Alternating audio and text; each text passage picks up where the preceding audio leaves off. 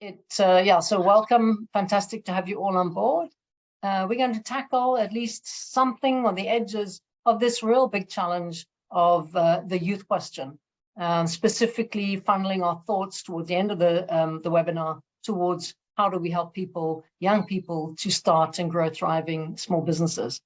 But first of all, I think before we get going, as I start to share my screen, I'm going to ask our team, Nadine, just to run a quick poll, because it would be really nice just to get a snapshot, I'm sure for you guys as well, who's in the room. Let's kind of know who we're speaking to, because part of the function of this webinar is not a one-way thing for me to tell you all the wisdom, but for you to feed back to me, but also that we're going to meet in smaller groups. We're going to really make this interactive, find opportunities to bring you together with people that quite possibly you don't know in other areas, where you can learn and meet each other and share ideas. And so it's really useful just to get a snapshot as to what's the whole picture of everybody in the room. Nadine, is it possible to run that first poll, please?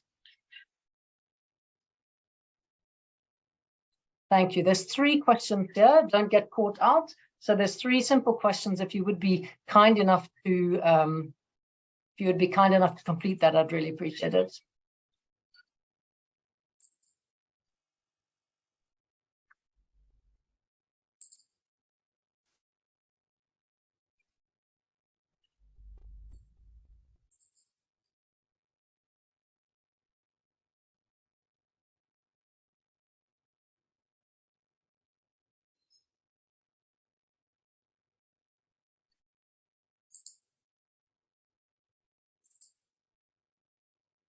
Cool. We got a race between Gauteng and KZN coming in. Oh, Western Cape is winning by a long shot.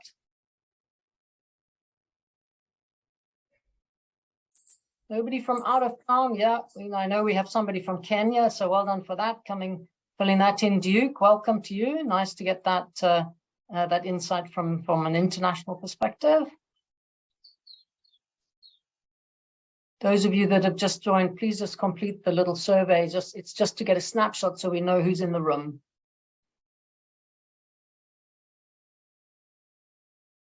Wonderful.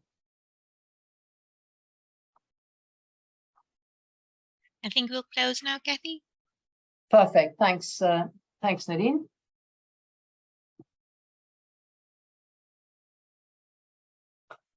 Excellent. Can we just see the results on screen?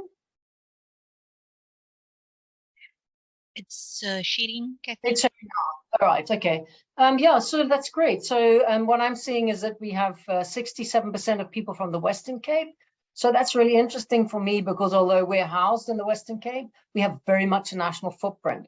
And so it's really interesting to see that there's a big interest from the Western Cape, and then otherwise pretty well a smattering from each of the provinces, and nobody from Eastern Cape or Free State. And that, as I say, one person, Duke, welcome from Kenya. So nice to have an international footprint as well. What we're seeing here is that people are interested because they want to gain industry insights, particularly keen to gather insight into youth entrepreneurship trends, and then also a lot of people wanting to build partnerships, which is fantastic, because that's really what we're all about. Somebody here said other. Who's answered other? I'd be really interested to know what other component it is that you're interested in. Would you mind just turning on your mic and letting me know?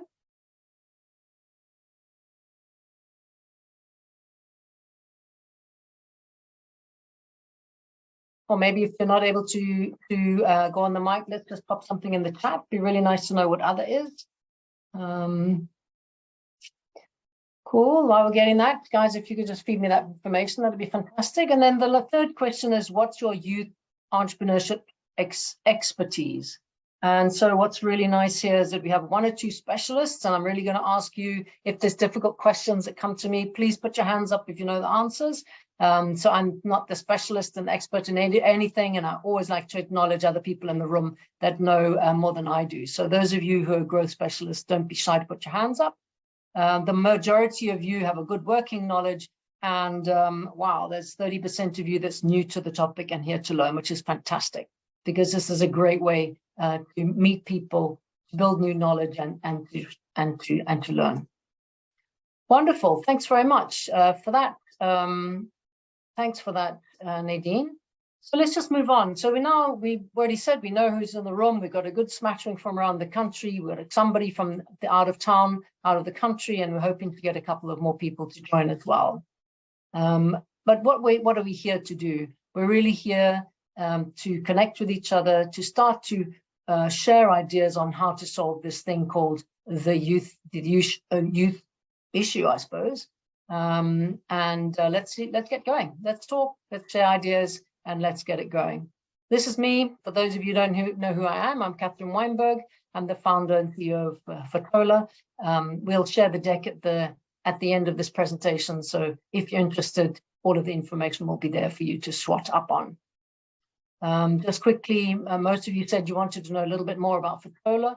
So maybe just to say that Fetola, we're all about building businesses that last by helping entrepreneurs with potential in order to start, grow, and scale their business.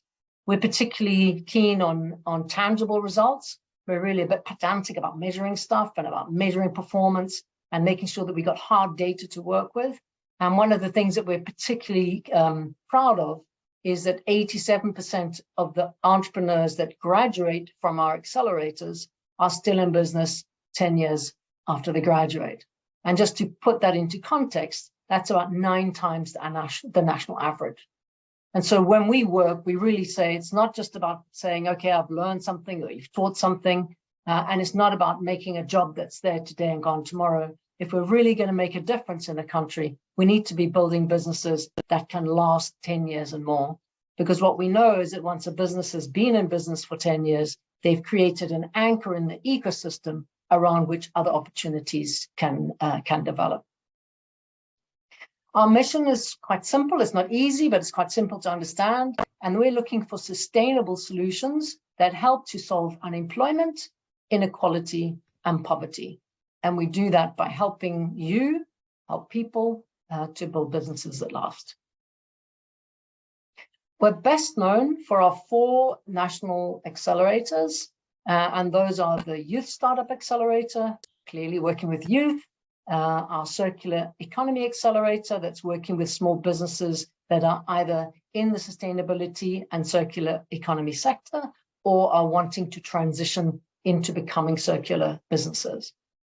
Then we also have our SAB Foundation Tolawana program, and that program focuses on the non-traditional sectors. So almost everything that's outside the main centers, so outside the usual kind of urban centers of Joburg and Cape Town, helping people that are in township, rural, and the smaller towns. And there what we do is we work a lot with women, with people of disabilities, and as I say, those kind of non-traditional areas outside the big cities.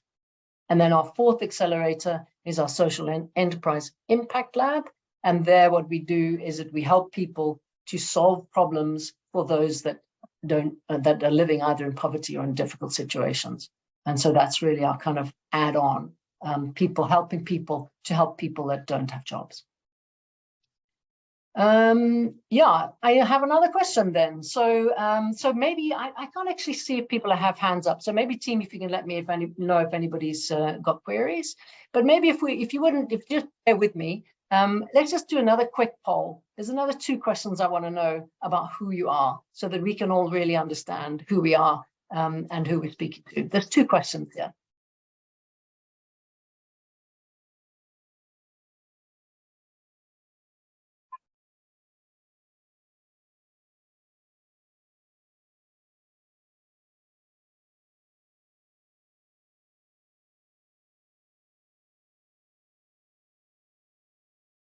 I'm only seeing one answer here. 2 answers, great. They're coming in now. That's fantastic. Wonderful, wonderful.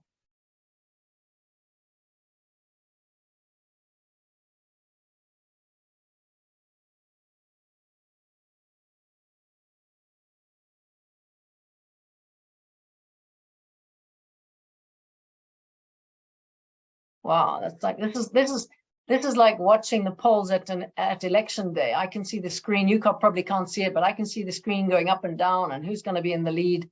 And this is epic, epic, epic.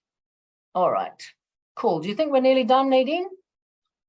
I think we've had a slowdown in responses. I'll close now, Kathy. Okay, perfect. Thanks very much. All righty. So yeah, so let's have a look at these results. I think what we've got is that we got quite a few people who are youth business owners. So in the room, we have 9 people that are young people that actually own, they're actually entrepreneurs, which is fantastic, because then that means that we got really rich conversations when we go to the breakaway rooms. We've got half of the people in the room are people like ourselves that help others to grow businesses, that help entrepreneurs. We've got a couple of investors, and we've got some people that develop national strategies to solve problems. We have a lot of others. I'm really interested to know in the other, what is it that you do? Would you mind, anybody want to kind of put up their hands to admit what other is so that we can get a good insight? Catherine, Luther here. Yes, Luther. I do youth as one of the core centers, but I do the whole spectrum of entrepreneurial development. Okay, wonderful. Great, thanks. Anybody else with an interpretation of other? Janine here. I am involved generally in community development training, focusing on ABCD, which is asset-based community development. So I'm working a lot with governments and municipalities. So included in that training is some focus on the youth, but not specifically just with youth. Fantastic. Thanks, Janine. Anyone else want to just share what their interpretation of other is? Yeah, Catherine, I'll jump in. So Stefan here. I mean, I wear a couple of hats. I guess personally, my personal capacity, quite involved in community development in the Western Cape, and often that has a youth flavor and definitely an employment flavor. And then professionally, I lead our data science capability for the group, where we kind of get quite closely involved with our venture capital investment and a lot of the corporate social responsibility work. And so, although not part of my mandate, I am also quite interested from that perspective. Thanks. Great, thanks, Stefan. Wonderful. Okay, so a real rich, collection of people in the room, which is fantastic. And then clearly, the thing that everybody's keen about is youth entrepreneurship is key to our future economics. There's obviously a lot of people saying youth unemployment is alarming. Absolutely agree with that. And I love this last one. Youth bring fresh perspectives and innovations. That's really great. Thanks so much for that. I want to just ask you something. A special question. One of these, like, always try and throw in an unusual question. And the question I want to ask you, and if you could please just add your answers to the chat box. I want to ask you a question. In the last 5 days, what was the youngest person that you had a conversation with? So, and not just, hey, how you doing? Or greeting someone at the shop, but what was the youngest person that you actually engaged in conversation? And let's just see, give me some answers in the chat. In the meantime, while you're doing that, I'm going to go and remove my cat from the room because it's very noisy.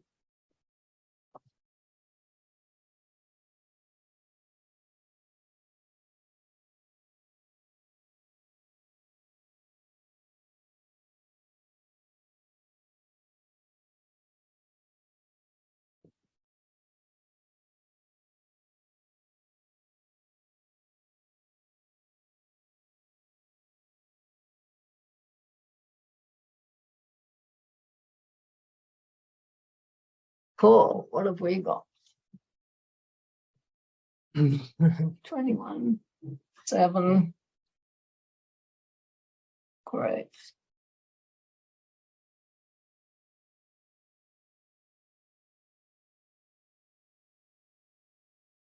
Excellent, excellent. We got 32, we got 7, we got 31.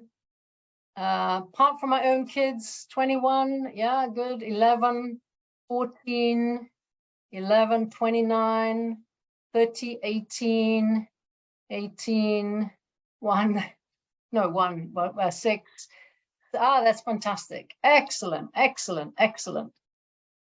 That's really great. I want to say, so from my perspective, it's probably 20. I'm not sure. Actually engaged in a conversation. I think the youngest member of our Fetola team is 22, but I haven't had a conversation with her this week. So the youngest probably is 28. But that's fantastic. So I'm just interested. What's special about talking to young people? I want to go with somebody. Connor, I asked you before. I don't know if your mic is working now. What is it that you gained from that conversation with these young girls of the age of 7 to 10? Are you able to jump on and just give us a bit of feedback there? What's special about speaking to them that might be different from the conversations you had with adults? Are you guys able to hear me? Yes, go for it. Oh, it's just the fearlessness. Kids have a way of just expressing whatever it is that's on their mind without any filter, any fear of judgment, and they just tell it like it is. And they're always happy.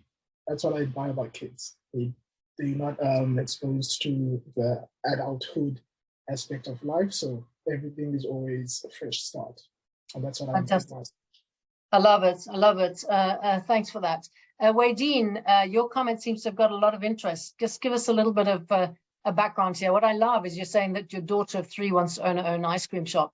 And so the daughter of an entrepreneur, that's always a good mix. Give us a little bit of an insight into that.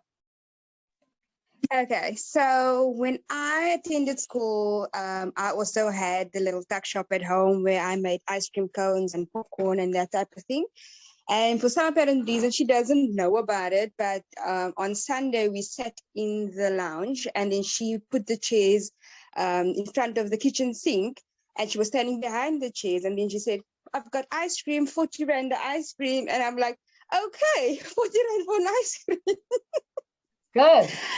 And then I asked her, so you want to own your own shop? Yes, I'm going to have an ice cream shop, mommy. And then she would stand behind the counter and then she would give the ice cream to her brother and her brother would bring it to us sitting on the couch. So for me, that was quite amusing. And I'm very interested in her thinking that way from a young age because, excellent. Like I said, I've just started the cleaning service and I think she picks up on the actions that happens in the house as well. So I'm excited for her at this young age.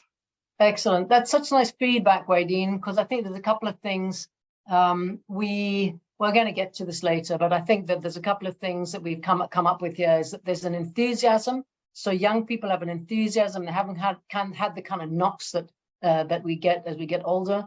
And also that children of entrepreneurs are more likely, they're exposed to entrepreneurship, so they're more likely to even include that kind of entrepreneurship story in their play.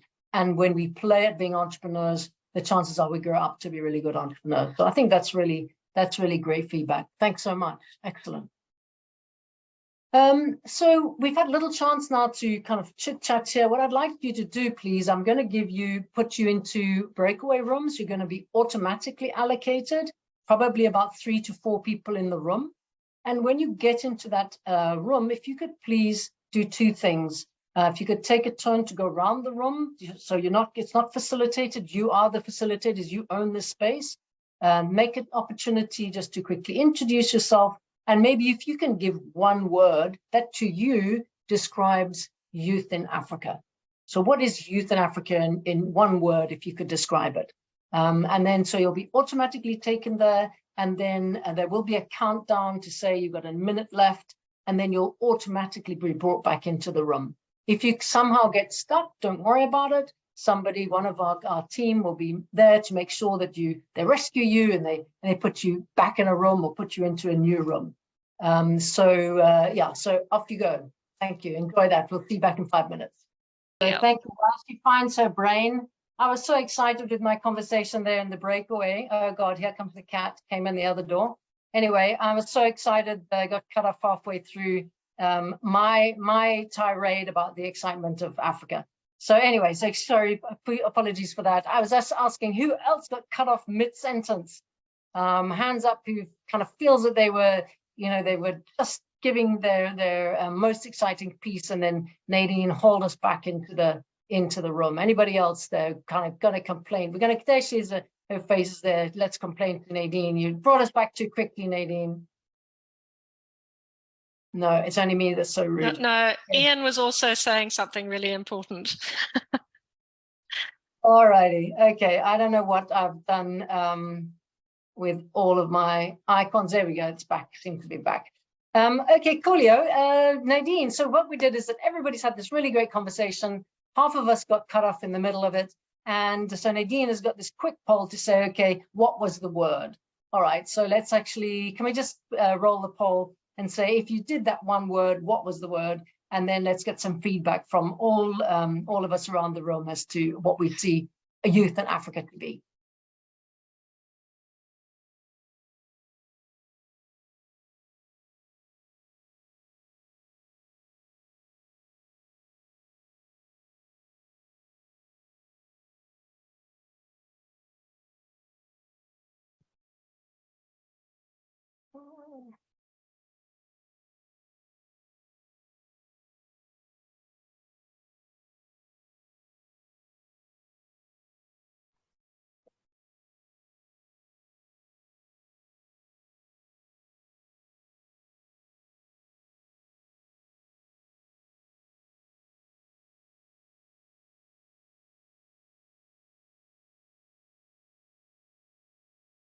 I think I'll close for now, Kathy.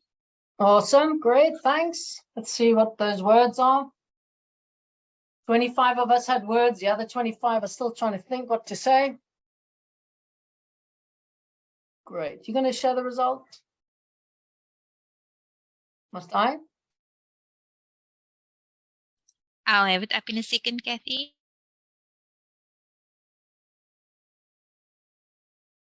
So we're just trying, we're real great innovators, by the way, and we're trying something new. So that's why we're just taking a little bit longer than usual. We're trying a new method here. Fantastic. View more answers. Let's see all of the answers. Oh, wow. Frustrated, potential, lost, burning platform, fearless, innovative, change makers, power edge. Who cheated now? One word, power edgy and ambitious. That's somebody who's obviously an entrepreneur. Unrecognized, interesting, fearless, resilient, power, unfulfilled potential, out of the box thinking. Okay, the person that said out of the box thinking, please can you turn on your mic and let's get a little bit of feedback as to your thinking here. Hi, Kathy. It's it's me. Yeah, that was just based on my 7-year-old twin boys that, yeah, very inquiring minds and very, yeah, well, out of the box thinking about questions that I would never have even thought of asking at, you know, like double their age or triple their age. Okay, lovely. Thanks. Thanks, Bridget.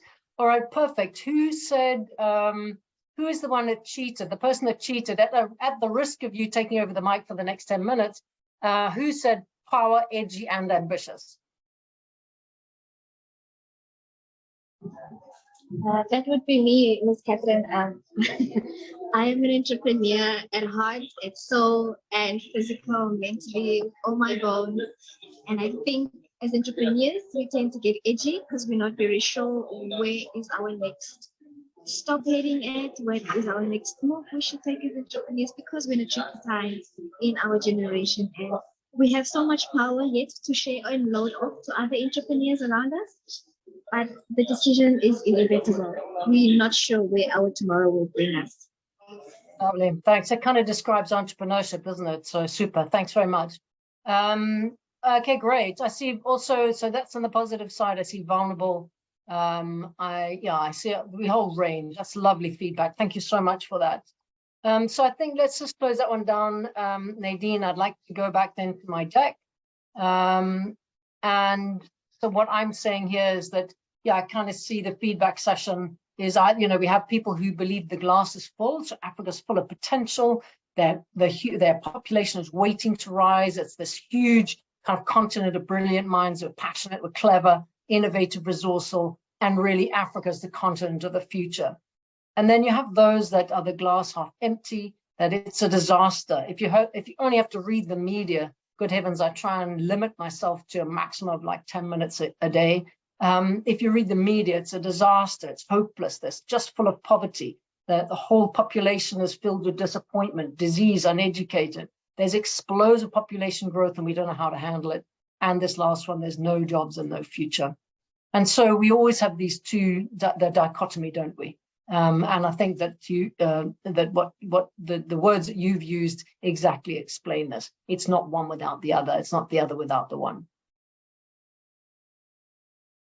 So I'd like to go a little bit further and really just delve into this and just say, okay, the youth population in Africa, where are we? And if you just look at the slide, the little dots on the right are essentially graphs. So if you look at, say, the green at the bottom, so if you look at the green dots, it's showing in Southeast Asia what the population of young people under the age of 24 was in 2019. And it was there at 692 million. And it's projected in 2050 to drop by 32% to 400 million. The same if we look at the orange dots in South Asia, they're also expecting a drop of 41% between now and 2050. Americas and Europe is around about the same. But what is just so fascinating is that if you look at Africa, in Africa, it's the only continent that's expected to increase the number of young people in this period. And not just to increase, but to increase by 50%. That is massive. And that means that Africa really is the only population in the world that is growing. And so what that means is already by 2030, we're expecting young Africans to be 42% of the world's youth. And so what does that tell us? It tells us that we need policies, we need programs to ensure that these youth are really included in our future plans. And that's what we're here to speak about today. Let's take it a little bit further and talk about the jobs gap. And here we found some really interesting data from Africa. And so what it's saying is that in Africa, every year, between 10 and 12 million African youth enter the job market. But on an annual basis, only 3 million jobs actually being created, which leaves more than half of Africa's youth unemployed. But if we go to South Africa, the picture, I'm afraid, is a little bit even more dismal. Because in South Africa, and I have to say, Stats SA likes to kind of hide their data and make it a bit of a mining trip just to pull out what you need. But what I did find is that essentially 11 million South African youth between 15 and 35 are currently unemployed. If you take the jobs data from this recent quarter, quarter that's just passed, we are creating jobs at about 1.5 million per year. So we're creating 1.5 new million jobs per year. And so what that means is that currently it leaves 9.5 million youth unemployed. And so, we know this, but sometimes the data doesn't lie, and we have a challenge. So the obvious thing that a lot of youth are saying is, how do I find a job and where do I go for a job?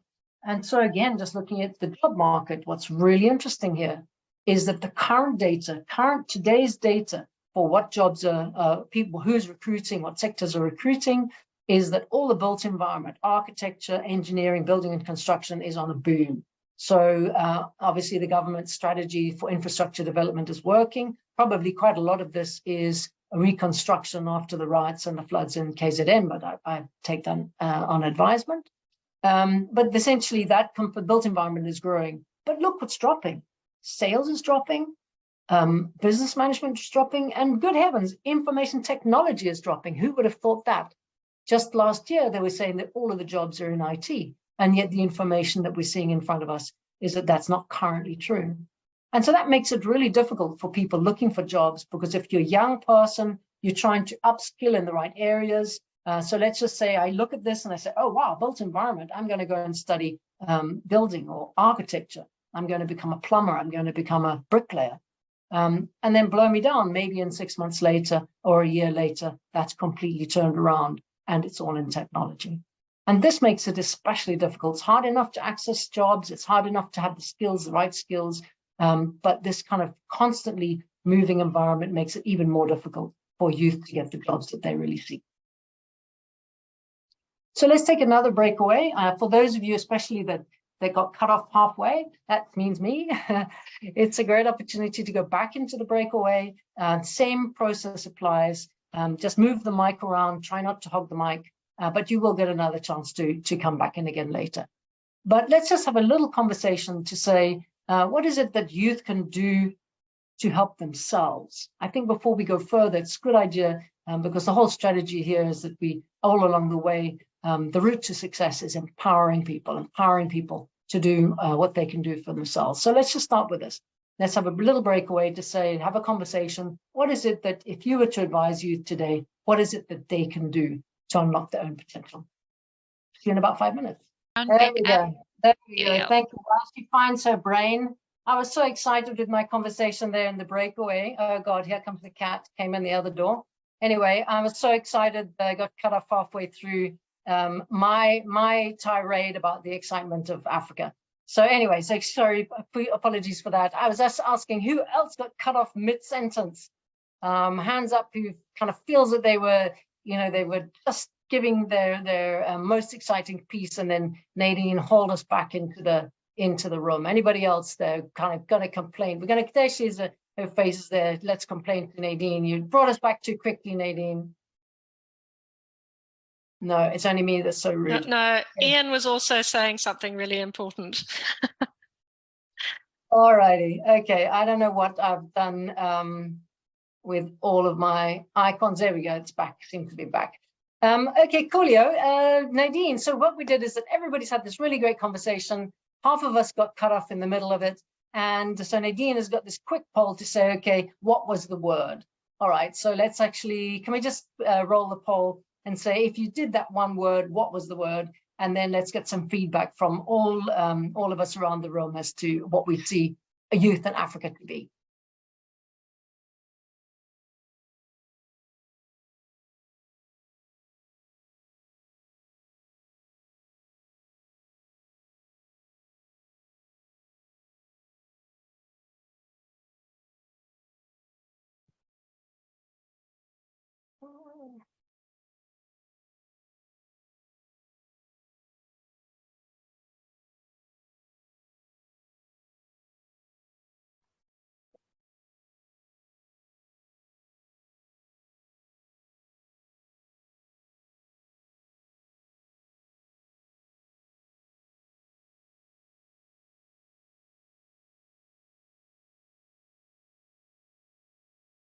I think I'll close for now, Kathy. Awesome, great, thanks. Let's see what those words are. 25 of us had words, the other 25 are still trying to think what to say. Great, you're going to share the results? Must I? I'll have it up in a second, Kathy.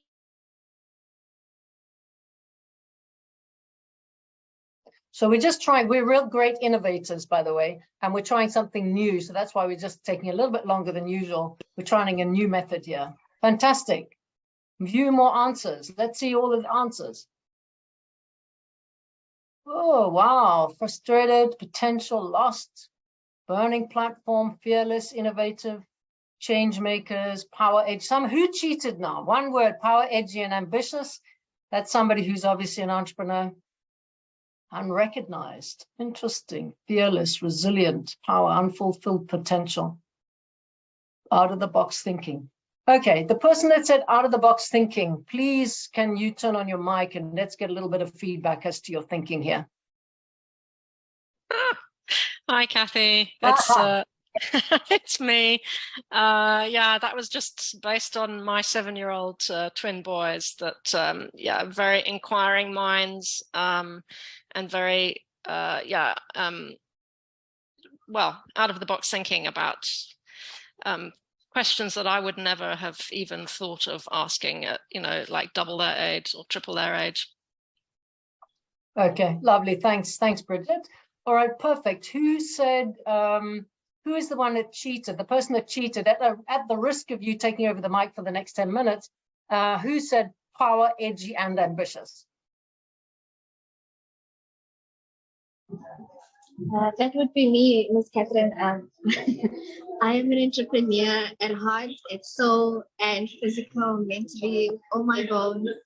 And I think as entrepreneurs, we tend to get edgy because we're not very sure where is our next stop heading at, where is our next move we should take as entrepreneurs, because we're in a tricky time in our generation. And we have so much power yet to share and load off to other entrepreneurs around us.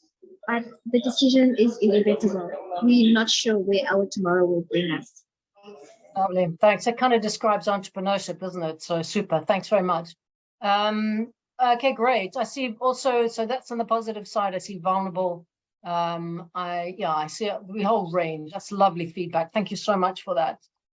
So I think let's just close that one down. Nadine, I'd like to go back then to my deck. And so what I'm saying here is that, yeah, I kind of see the feedback session is, we have people who believe the glass is full. So Africa's full of potential.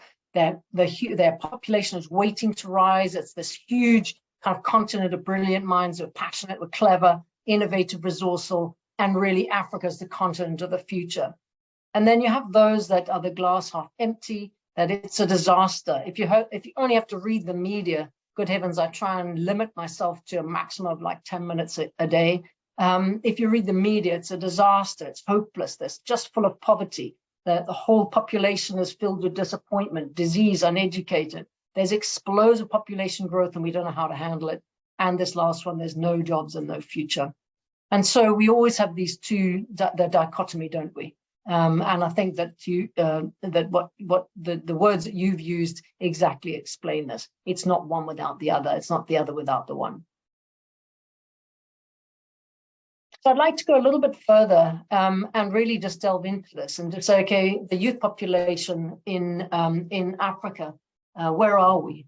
And if you just look at the slide, the little dots on the right are essentially graphs. So if you look at, say, the green at the bottom, so if you look at the green dots, it's showing in Southeast Asia what the population of young people under the age of 24 was in 2019. And it was there at 692 million. And it's projected in 2050 to drop by 32% to 400 million. The same if we look at the orange dots in South Asia, they're also expecting a drop of 41% between now and 2050. Americas and Europe is around about the same. But what is just so fascinating is that if you look at Africa, in Africa, it's the only continent that's expected to increase the number of young people in this period. And not just to increase, but to increase by 50%. That is massive. And that means that Africa really is the only population in the world that is growing. And so what that means is already by 2030, we're expecting young Africans to be 42% of the world's youth. And so what does that tell us? It tells us that we need policies, we need programs to ensure that these youth are really included in our future plans. And that's what we're here to speak about today. Let's take it a little bit further and talk about the jobs gap. And here we found some really interesting data from Africa. And so what it's saying is that in Africa, every year, between 10 and 12 million African youth enter the job market. But on an annual basis, only 3 million jobs actually being created, which leaves more than half of Africa's youth unemployed. But if we go to South Africa, the picture, I'm afraid, is a little bit even more dismal. Because in South Africa, and I have to say Stats SA likes to kind of hide their data and make it a bit of a mining trip just to pull out what you need. But what I did find is that essentially 11 million South African youth between 15 and 35 are currently unemployed. If you take the jobs data from this recent quarter, quarter that's just passed, we are creating jobs at about 1.5 million per year. So we're creating 1.5 new million jobs per year. And so what that means is that currently it leaves 9.5 million youth unemployed. And so, we know this, but sometimes the data, data doesn't lie, and we have a challenge. So the obvious thing that a lot of youth are saying is, how do I find a job and where do I go for a job? And so again, just looking at the job market, what's really interesting here is that the today's data for what jobs are people, who's recruiting, what sectors are recruiting, is that all the built environment, architecture, engineering, building and construction is on a boom. So obviously the government strategy for infrastructure development is working. Probably quite a lot of this is a reconstruction after the riots and the floods in KZN, but I take that on advisement. But essentially that built environment is growing. But look what's dropping. Sales is dropping, business management is dropping, and good heavens, information technology is dropping. Who would have thought that? Just last year, they were saying that all of the jobs are in IT, and yet the information that we're seeing in front of us is that that's not currently true. And so that makes it really difficult for people looking for jobs, because if you're a young person, you're trying to upskill in the right areas. So let's just say I look at this and I say, oh, wow, built environment, I'm going to go and study building or architecture. I'm going to become a plumber. I'm going to become a bricklayer. And then blow me down, maybe in 6 months later or a year later, that's completely turned around and it's all in technology. And this makes it especially difficult. It's hard enough to access jobs. It's hard enough to have the skills, the right skills. But this kind of constantly moving environment makes it even more difficult for youth to get the jobs that they really seek. So let's take another breakaway. For those of you, especially that got cut off halfway, that means me. It's a great opportunity to go back into the breakaway. Same process applies. Just move the mic around, try not to hog the mic, but you will get another chance to come back in again later. But let's just have a little conversation to say, what is it that youth can do to help themselves? I think before we go further, it's a good idea, because the whole strategy here is that we, all along the way, the route to success is empowering people to do what they can do for themselves. So let's just start with this. Let's have a little breakaway to say, have a conversation. What is it that, if you were to advise youth today, what is it that they can do to unlock their own potential? See you in about 5 minutes.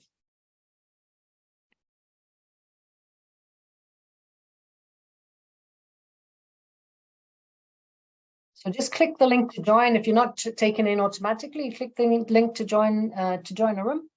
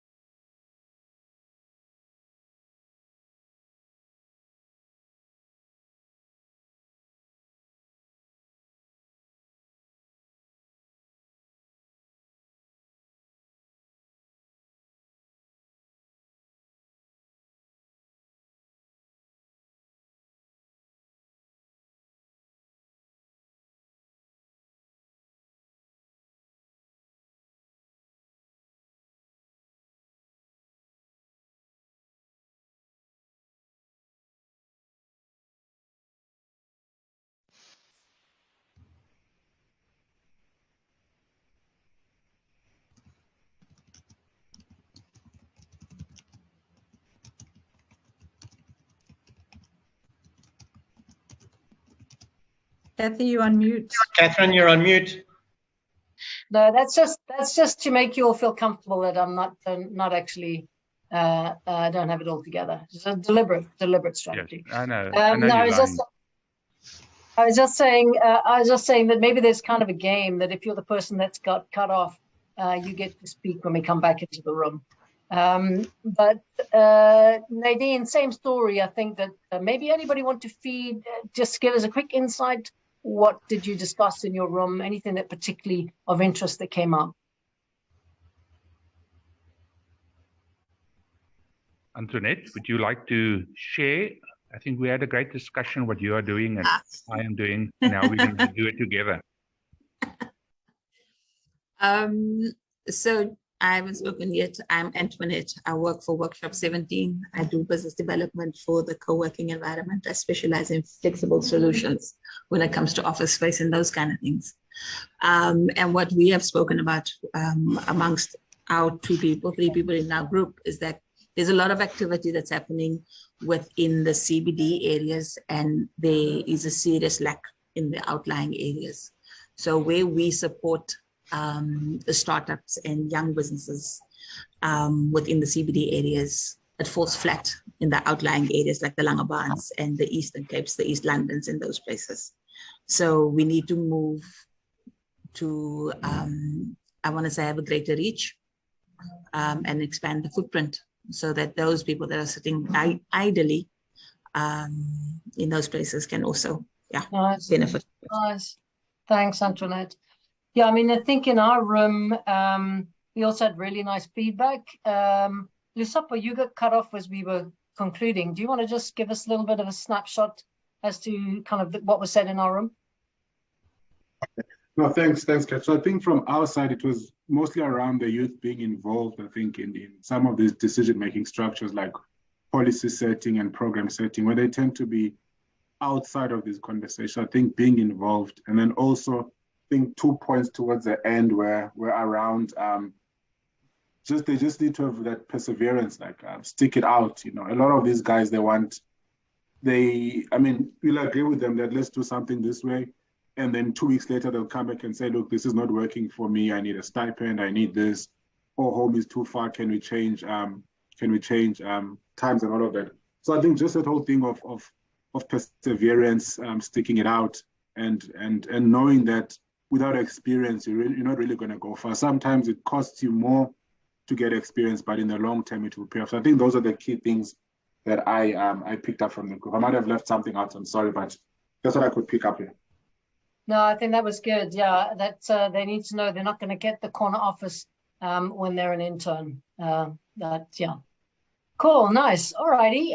So same story here. We're just going to have a quick poll feedback so that we can get everybody's insight. Maybe just one thing that you think that entrepreneurs can do or youth can do to help themselves. So notwithstanding policy, what is it that young people, what advice could we give that they could do for themselves?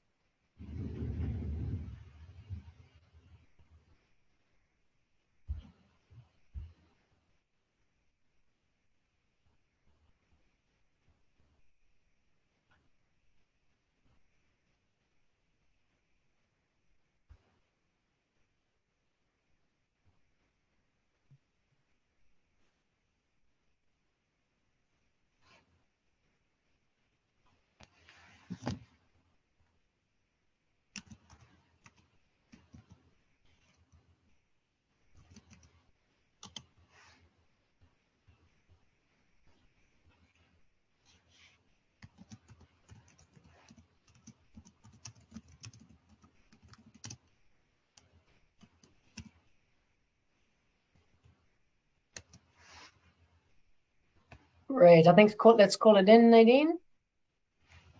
Okay, I'll just need a minute and then I'll have it up. Great. How's it, Grant Kelly? Nice to see you in the room.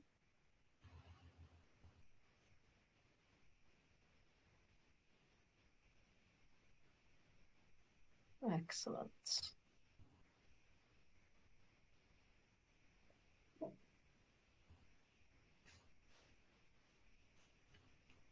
Yeah.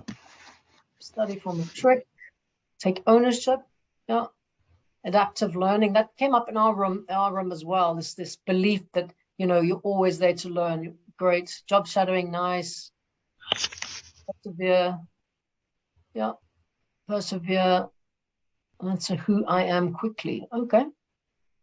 Become the change I want to see. Focus on the world needs. Change their mindset.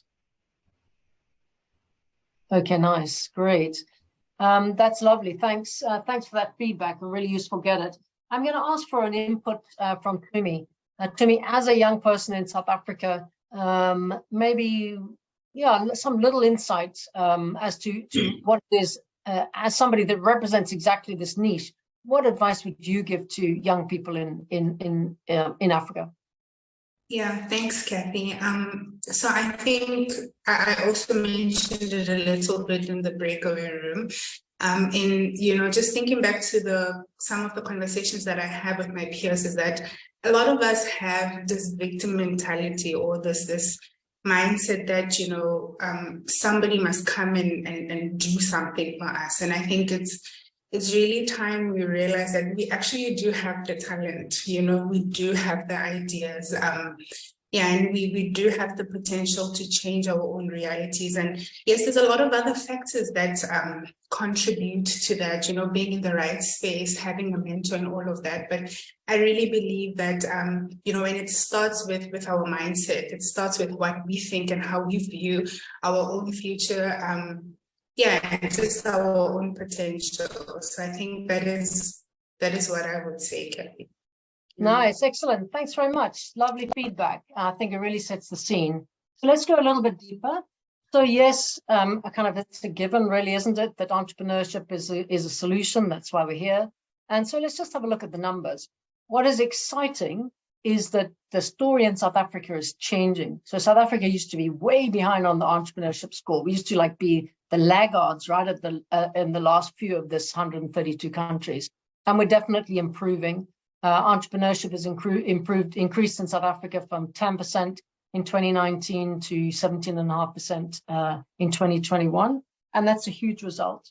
And also nearly 82% of survey respondents in South Africa now believe entrepreneurship is a good career. Those of you that are from South Africa know that it hasn't been the story, that up until quite recently, and in many environments still, entrepreneurship is kind of like the poor man's answer. You know, if you're clever, you're going to go and work for the government, you're going to work for a bank, you're going to get that fancy office in the corner and the BMW. And so that is starting to change, and I think that's really exciting. So if we take ourselves on a little bit of a journey, and then again, apologies to those of you joining us from Kenya. This next section is just speaking to South Africa, but maybe it's the same scenario in your own country. Our national goal is that 90% of the 11 million missing jobs will be created by small businesses in South Africa. So there's very, very deliberately a national strategy that entrepreneurship and small business is the answer. So if we look at what this means to us, the reality is that very few in any population are actually entrepreneurs. And if I just crunch the numbers, in 2015, only 4% of the South African population were actually entrepreneurs. So maybe this number's crept up a little bit, but I think generally around the world, you're definitely not going to hit more than 10%, and you're probably somewhere towards a low 5 to 6%. So the reality is not everybody's an entrepreneur. And the other reality is that the failure rates in startups are incredibly high, and only 1 in 10 businesses survive 10 years. This is, again, it's a global number. I know we get worried about it in South Africa as being really bad here, but it's a global number. It's a challenge all over the world. And so what do we do? I mean, the answer is we need to do 2 things. We need to increase the number of startups, and we need to increase the success rate of those startups. So let's have a look then at the profile of global startups. So the latest data, well, it's not so late, but it's the latest global data from 2011, is that 388 million startups around the world. So in this year, 388 million startups. Of those, 40% were youth. So 165 million of those were youth startups. And of those youth businesses, it's estimated that 2,000 million. So in other words, 1 billion new jobs will be created by those youth startups. And so if you just crunch numbers, that's 12 jobs per youth startup. That's phenomenal. We have it, there is an answer right in front of our eyes. And I think this data really excites me. So then I also get lots of young people coming, not only young people, but a lot of aspiring startups. They write me, they mail me, and they say, I want to start a business. What should I do? Or I'm thinking of starting a business in X. Is it a good idea? And so what I like to say to everybody when they're looking to start up a business is to say, you have problems. Every problem, we have lots of problems in South Africa. We could spend this entire session on all other problems in South Africa. In Africa, we have electricity load shedding. It's kind of right across the continent. Electricity load shedding. We've got challenges with water supply. We've got challenges with access to the internet and to data. We have in many countries, other than I think Nigeria, we have really weak technology skills, and we have weak networks of SMEs. We can go on and on and on, but just to take these. Yet the reality is, as an entrepreneur, every problem is an opportunity. And so every time there's a trending problem, there's a trending opportunity. And we have right here in front of us, the alternative energy sector. It's big. There's so much of it, not just starting solar manufacturing businesses, but starting businesses that service that industry and businesses that service that industry. So huge opportunities in alternative energy, opportunities in every problem that there's a space for an entrepreneur. And that's the kind of message that we need to be giving out to those people who are aspiring to start something new. The other question that comes up is, what is the ideal age to start a business? And it's really interesting because we have this conversation with our clients. We have a fantastic program called the Youth Startup Accelerator that is in partnership with FNB. And this was very much a conversation when we started that program. What is the ideal age? What age should we be encouraging people to join this Youth Startup Accelerator? And when we went out looking at our own data and also looking at global data, the global kind of norm, the global optimum seems to be around about 28 years old. Of course, we also have entrepreneurs that started at 16. I think Chantal's on the call. Her kid's already at 7, starting to plot his business. So of course, they're always going to be outliers. But in general, somebody that's had some working experience or life experience is really the ideal sweet spot. So around about that age, 25 to should be 34, 25 to 34, up to 44 years. That's kind of the sweet spot. But the global average is 28 years old. Of course, that means for somebody who's straight out of school at 18, you kind of got to do something between 18 and 28. You need to be finding ways to grow your knowledge, to keep learning. Somebody in the last session said job shadowing. Really going out, volunteering, being waiters, being waitresses, just trying to find something that gives you improved knowledge in the area that you're keen in. I also promised that I'd share some data and some trends. And so just looking at what we've collected in Fetola, some quite unique data from our work, is going from 2015 to date.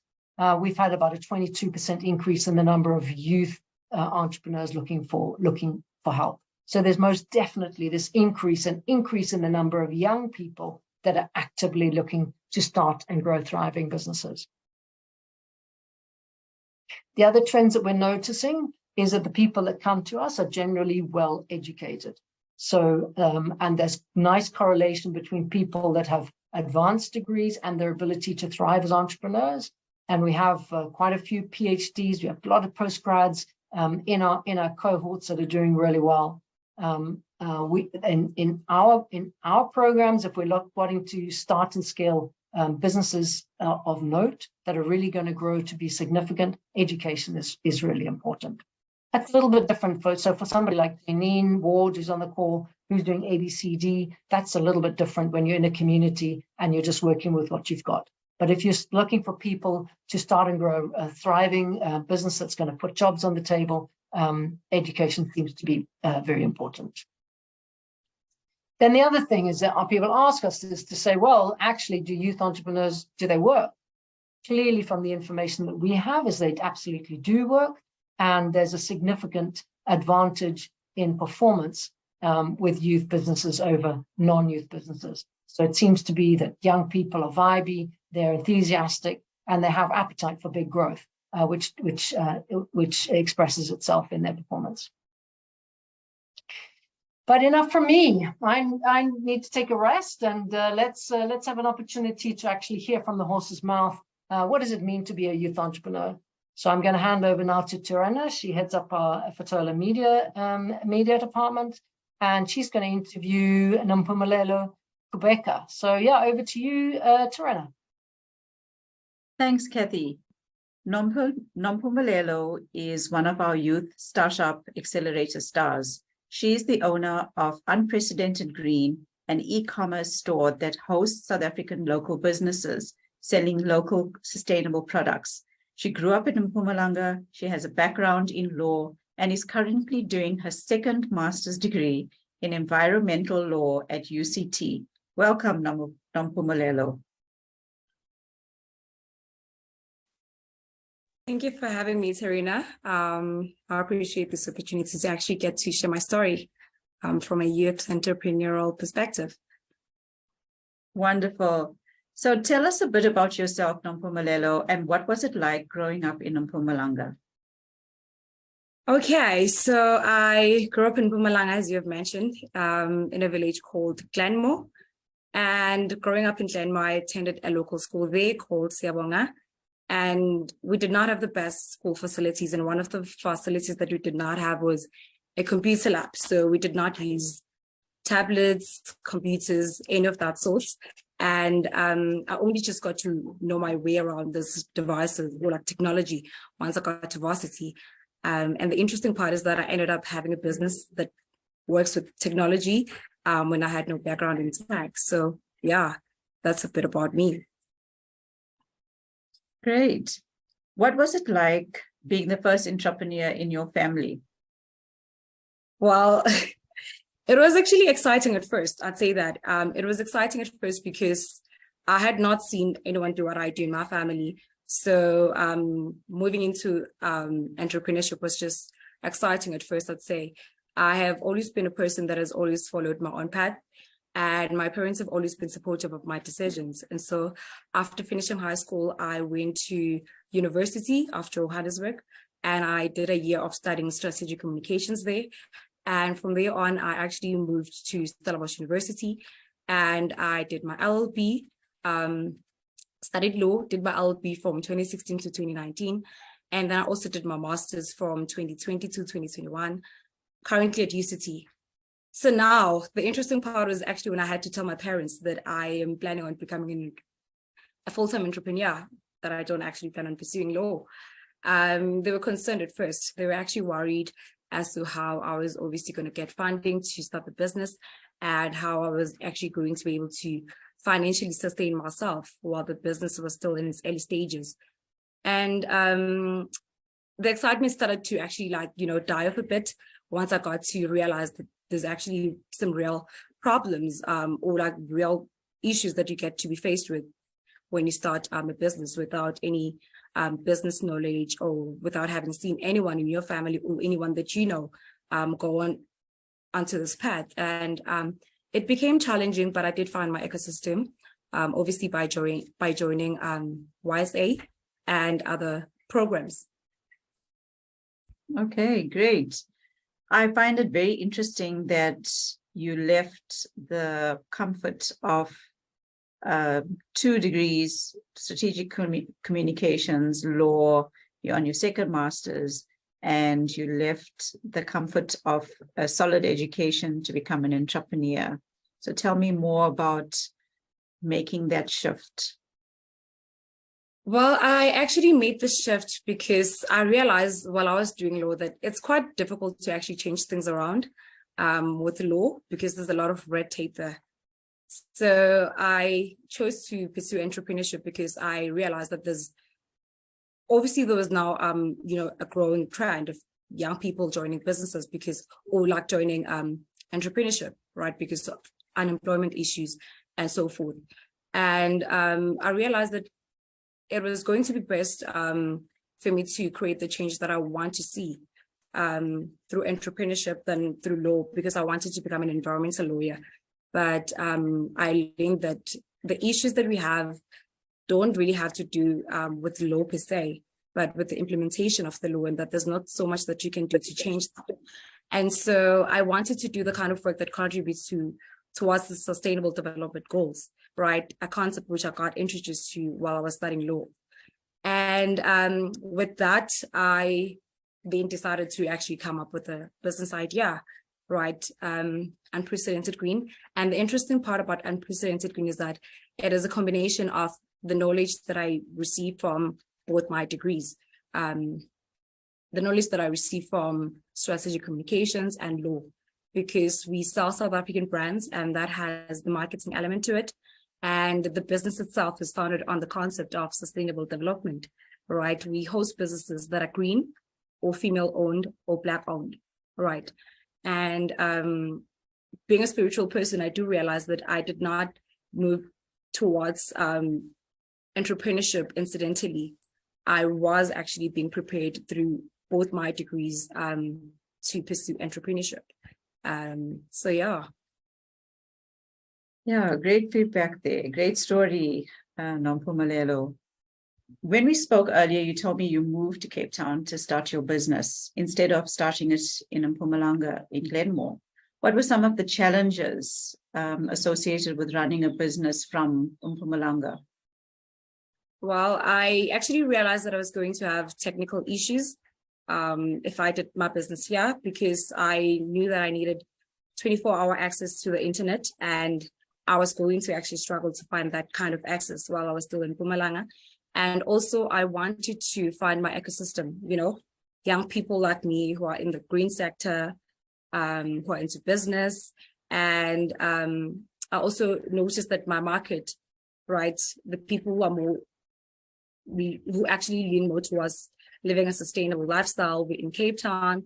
And I also realized that Cape Town has been receptive to the green economy.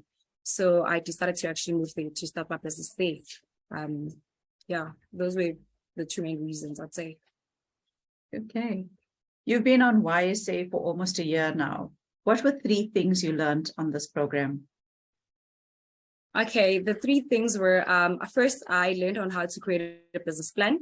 And number 2, I learned about marketing and sales strategies. And 3, I learned about financial management skills. Excellent. And how did you implement this in your business? Well, learning how to create a business plan gave my business structure, right? Because it's one thing to actually have a business concept, and it's one thing to actually have a plan that you will follow to bring that idea into or turn it into an actual profitable business. And the other thing that we also received at YSA, we received grant funding. And by the time I received this grant funding, I was ready to launch. So I was actually able to launch, and I was able to also implement the sales and marketing strategies that we learned that obviously are applicable to my business. And I also learned on how to manage cash flow, because we were told earlier on that a lot of businesses in South Africa, they fail because they did not actually, they overlook, you know, the cash flow issues. They did not monitor the money that goes in and out of the business. So those were the main 3 things that I actually learned and how I implemented them in my own business. Great. So you've actually touched on some of the things I was going to ask in the next question. You understand the challenges of starting your business from scratch as a youth entrepreneur. Name 2 things that helped you succeed. Well, I'd say the first one was being a self-motivated person, right? Starting a business, the most difficult part for me when I started this business was actually explaining what I do, because Unprecedented Green is not your typical traditional business. It is a business that works with technology. And so it's very discouraging to actually find people who actually do not see things the way that you do see things. And a lot of challenges that you get to experience in entrepreneurship, they require you to be a self-motivated person. And another thing that I'd actually say for the second part would be patience. I learned patience through entrepreneurship. I was one of those people. I really just wanted to obviously get into the job market, start being able to actually pay for my own stuff, like pay for rent, get a car, this and that. But I realized that there's actually more to life than that. And I wanted to do the kind of work that allows me to create a positive impact while still allowing me to be able to enrich myself. And so, that's actually the things that I've actually learned in entrepreneurship. Amazing, amazing, Nompumelelo. Do you have any advice that you would want to share with an aspiring entrepreneur? Ooh, yeah, I do. It would be a couple of things, but for starters, I'd advise them first, if you are planning on going into entrepreneurship, make sure that you follow the kind of path, or just try to solve a problem that you're passionate about. Have your heart connected to the issue. And this is very important when it comes to the resilient part, because entrepreneurship is not for the faint-hearted. It is actually challenging. It's quite challenging, and it's a very lonely journey, right? You need to have your heart connected to the solution that you're bringing. And you need to also realize that there's a lot of learning that you actually will have to do. I did law and StratCom, but going into business, I realized that I did not know much. I learned a lot. I'm still learning also. There's still a lot of things that I don't know, right? And the other part about learning, some of the things you will learn in the process. Don't wait and say that I'll only start this business once I've actually gained business skills or knowledge. Start the business, the resources will come. That's one of the things I got to realize, right? Start the business with what you have, leverage the resources that you have. There's plenty of tools that you actually can use to start a business. There's YouTube, there's actually just a lot of platforms that you actually can learn from, and join an accelerator program also.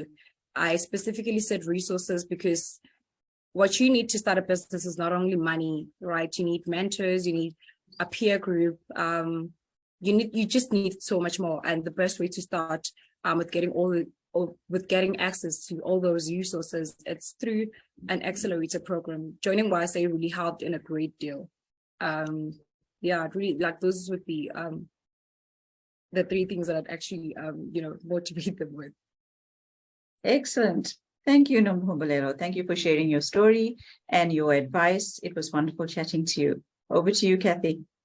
Thank you. Oh, that's fantastic. Thanks, Nompumelelo. I particularly like the thing you say that you learned patience. I'm still on that one. Hey, that's a lifelong journey as an entrepreneur. You don't stop.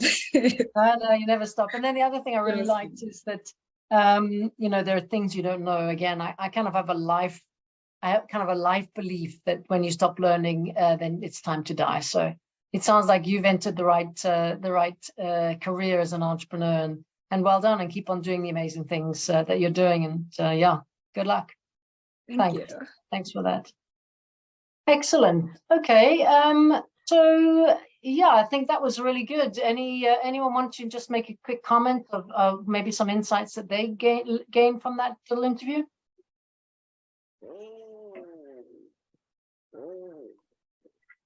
Oh.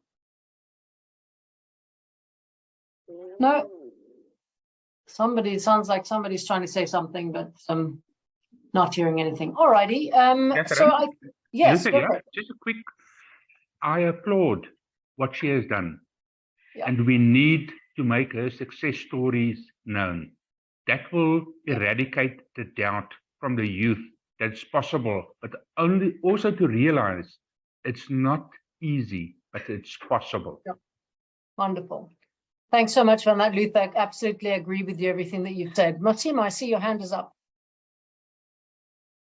Hi, good day, everyone. And I was a bit late for the session, but the one thing that I appreciate is that I was able to catch Nompumelelo just about to speak, because her story is similar to my story and similar to a lot of young entrepreneur stories. And that is what pushes us to keep going. When we hear stories like this from people who still have the zeal to continue, we are motivated to keep going. I'm actually with her on the same program. And one thing that inspired me about her from the beginning is that she is coming up with a solution that will not only benefit her and the people around her, but but so many entrepreneurs out there. She has come up with a platform that a lot of people haven't thought of. I don't know. It's the first time that I heard it firstly from her. I haven't heard of it from anyone else. And when she posted about it in the group, I was just so inspired. And I would just like to tell her that she should keep going, because this is something that has been needed for a long time. There are entrepreneurs, but platforms are not there. And she's offering a platform for that. So I'm really inspired. Please keep going. Thanks, Masima. So thanks for that wonderful feedback. I'm sure that that's going to warm Mpumelela's heart a great deal. Thank you so much for that. Thank you. Thank you very much. I'm just mindful we would have a break, but I'm just mindful that there's a couple of people wanting to jump off. So if it's okay with you, I'd like to just go onwards with some case studies.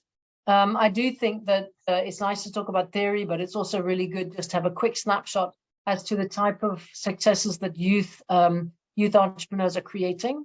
And so what I'd like to do is just invite Nadine to give a quick overview of the Tolawana program that she was a program manager on, and then jump into two individual case studies. Hi, Kathy, and good afternoon, everyone. I'm Nadine. So I, as Kathy said, worked on the Tolawana program, and Kathy did share about it earlier today. So the Tolawana program is specifically focused on job creation and targets sectors that are non-traditional or previously disadvantaged sectors. So we particularly focus on businesses that are township-based or rural, as well as female-owned businesses and youth businesses. And we really help these entrepreneurs to grow and scale their businesses in order to improve their communities, as well as to create opportunities for jobs in general. So the first business that I want to chat about, or the first entrepreneur, is Bontle. So Bontle, what I remember specifically about her is that she was a very resourceful woman. She's someone that knows exactly what she wants. She knew where she wanted to take her business, and she knew how to leverage her resources and relationships to be able to do that. When she was young, her mom fell ill, and she to help her improve her health, she started making her smoothies, and she only had 5,000 Rand in her bank at the time. But she used that and the resources that she had, and Bar Smoothie was born. She joined the Tolawana program and was really able to take the opportunity she received. So through the seed funding, she was able to get her food production certifications, which enabled her to 10x her turnover and to be able to supply large retailers. And since being on the Tolawana program, Bontle has been selected as one of the top 30 under 30 by Forbes magazine, which is something that makes us phenomenally proud of her. And she's also gone on to start a platform called Luminary Thrivist, which helps female entrepreneurs to register their business in just 10 minutes. So we are super proud of Bontle and really look forward to seeing what she will do and accomplish next. The next business and entrepreneur that I want to shine a light on is Lindiwe from Lindiwe Sanitary Pads. So from the first day I met Lindiwe, she was so passionate about supporting women, especially rural women and young girls, to address the challenges that they need to overcome with managing their monthly cycles. And she really wanted to make a difference in this space. So more than just making money, she was a social entrepreneur wanting to create social change. Just 2 months into the program, she was already able to secure a tender to the value of 3 million from the Department of Social Development. And we knew that she was going to go ahead and do big things. And she now currently is supplying clicks under their house brand, as well as she's recently procured a contract with Dis-Chem. And yeah, in 2022, she won the Presidential Black Industrialist Award in the female category, which was presented to her by Cyril Ramaphosa, which you can see her image there. So once again, we are very proud of Lindiwe, and we know that she will still go forth and do great things. So that's the Tolawana cases I wanted to speak about today. Thank you. Thanks so much there. Thanks so much, Nadine. I mean, I think that what's important here is to understand that these were two youth that happened to be women, but these were two youth candidates that joined a program that was not only for youth. So they were able to join a program and really make the maximum, take the maximum value from the methods and the opportunities that were given to them. And so it's really nice just to pick out a couple of examples of what can happen, what a youth entrepreneur can actually achieve in quite a short space of time. So thanks so much for that. Let's just move on. So the next, the accelerator, the Youth Startup Accelerator is a little bit different. And I'm going to ask Tumi Butchermello to give feedback here. She's the project coordinator for the Youth Startup Accelerator.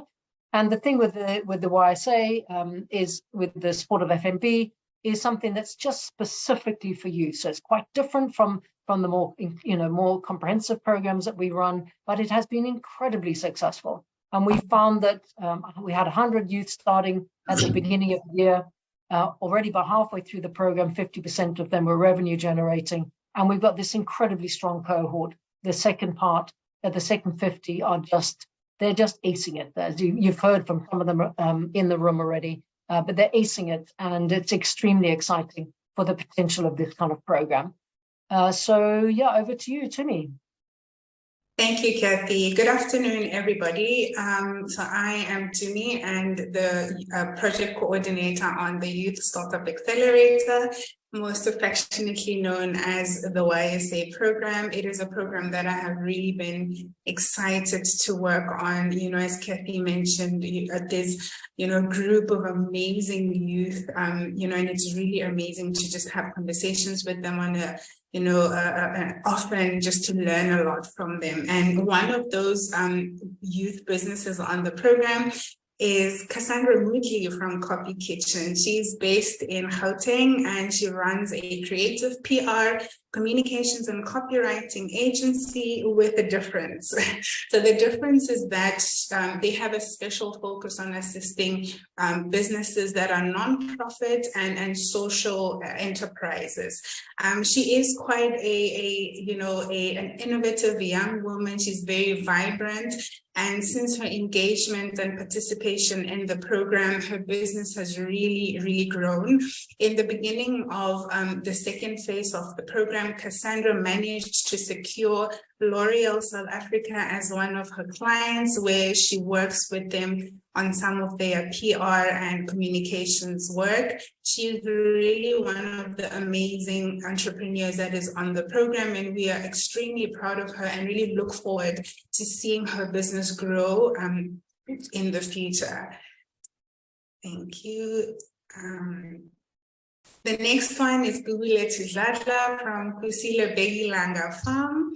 She is also based in Gauteng and she's one of our young farmers on the program.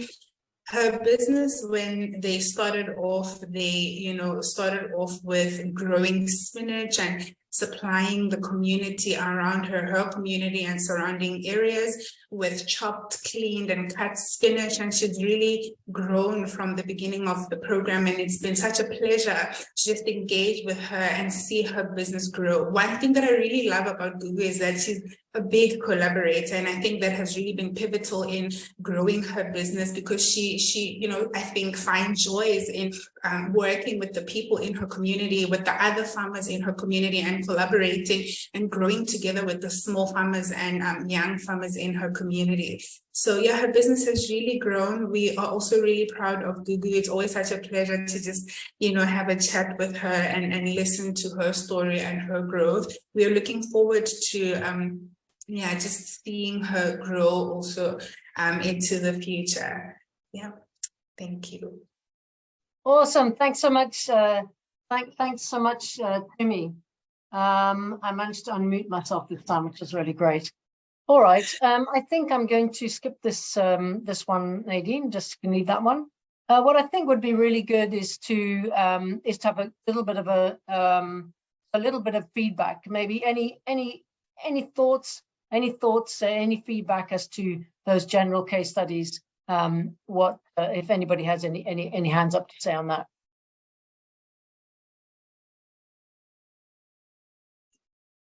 So All right. All right. So what I'd like to do is just really kind of pick up, because I think it's really important to talk about the components of success. So we've showed you a couple of examples of entrepreneurs that we've worked with that we've really managed to accelerate. Obviously, they started off as good candidates in the first place, but we have a lot of experience in saying, okay, what is it that actually unlocks growth? And so what I've just put here is a little bit of a word cloud as to the different components that are important. One of those would be design thinking. It's kind of a new buzzwords, but essentially design thinking is taking people who may have grown up in a very traditional education where you just go to school to get the answers from a trick, you get punished if you color outside the lines. You get punished if you don't do it according to the rule book. And then entrepreneurs, of course, are all about being outside of the lines. They're all about thinking differently and taking different solutions to common problems. And so design thinking is something that really unlocks the future of thriving entrepreneurs. We spoke a little bit about work experience, apprenticeship, internship. We've spoken about that being important. Nompumelelo and both of the project managers spoke about the importance of joining accelerators, the importance of having kind of measured support, holistic support. And in fact, in both of those programs that we just highlighted, there have been cash in inputs. So in both programs, there's actually a cash component, and there's a grant component in order to scale the success of a business. And in the session, one of the sessions I was in, there was Charity from Lusaka and Catherine from Nairobi, and both of them spoke about the vital importance, if we're going to unlock youth, the vital importance of not throwing millions of rand at them, but throwing small amounts of money in early stage startup. Because one of the problems in Africa is that there aren't generally not well-resourced networks. So it's not like America, you can go to your rich uncle and say, please give me $10,000, I want to start a business. In South Africa, often the problems are amongst the poorest communities and struggling to get that startup funds, even if it's just a couple of hundred or 1,000 rand, is really difficult. And our experience is when we do drop in some cash, it makes all the difference to the success rate of the businesses. I just want to move on now to say, maybe sharing, first of all, from our experience, how to build success at scale. So we've spoken a little bit to entrepreneurs. Everybody in the room has some experience of working with entrepreneurs, either as your own self or helping other people. So we kind of know some of the components that are needed to build success. But if I just want to look at success at scale, because that's the reason we're here, right? We're here to build partnerships. We're here to build partnerships because partnerships will help us to do more than we can do alone. And so for me, there's these 4 elements. One, you need the right entrepreneur. I spoke about that. Not everybody's an entrepreneur. We've showcased a couple of really good success stories, but they were the right person to begin with. Secondly, you need the right partners. So you need partners that are either clients or partners that help you to deliver services, but you need an ecosystem. The third is you need the right methods. There's a lot of people investing money that is just wasted because they're giving money to people or they're using methods that are not proven and they're not actually investing for good, solid, guaranteed results. It's important to use the right methods. Those methods can change over time for sure, but you need to be investing in a method that's really going to get you there. We just again spoke to Nompumelelo. She said the difference of just being given a method, and it's a very simple method in the YSA program. Just give me a method that's going to get me from here to here. And it's the same thing if you're building success at scale. And then the last thing is you need the right resources. Some of that's access to market, it's access to finance. So these for me are the kind of 4 building blocks of success. From us in Fetola, we have got a very well-developed model. This just is a quick snapshot of what we do, but over time we really understood that there is a 360 support that's needed, and we have models and methods that we've built out in all of these different areas. We adjust them according to the different program and according to the different sector that we're in. But there is definitely the use of the method. A method makes all the difference to scale. I just really can't emphasize that enough. Yeah, and then so maybe because it's my webinar, I can ask this question. I'd really like you to stop and think. We've got entrepreneurs in the room. We've got enterprise support organizations in the room. We've got some policymakers. We've got some corporates and development agents. Maybe just think about it. How could a partnership with Fetola help you to expand your success? How could a partnership with anybody else help you to expand your success? And maybe just think about how you're going to get there. And so what I'd like to suggest is that we go into a final breakaway. And I think, Nadine, let's make this a little bit longer, just on your final thoughts. So maybe just share your final thoughts about what you've learned from the webinar, and particularly that question is, what could you do differently? Now that you've had this time, Tim, to think about it, what could you do differently? Who would you like to partner with that would really make a difference and turn you from the successes that you've got into really mega successes, so that together we can try to solve those, what was it, 10 million jobs that we needed to create in a year to satisfy the African youth? 11 million, Kathy. Sorry? It was 11 million. Yeah, between 10 and 12. Thanks, Nadine. Let's have a breakaway. Yeah, let's have a breakaway to chat about that. Awesome. Cool, great. Welcome back to the room, hey? That's great. I see we got a few people jumped off.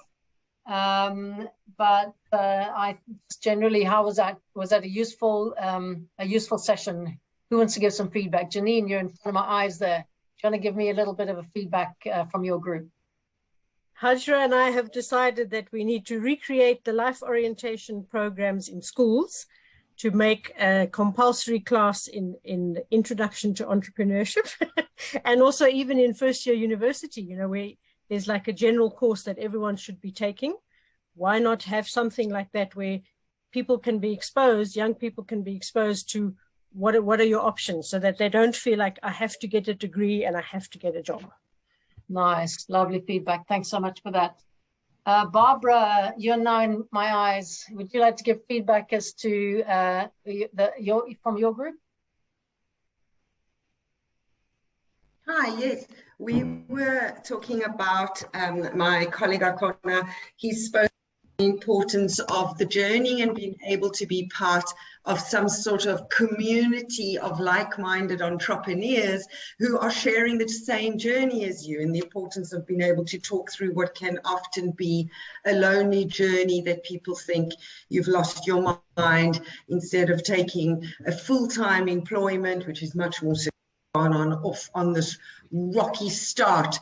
On this idea, are you sure? People might be questioning, and we just spoke about the importance of, how a simple conversation with those really close to us, to explain to them the journey in your own words, can be enormously helpful, because of course they can become your greatest support.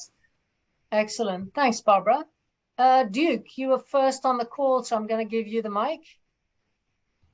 What was the feedback from your group?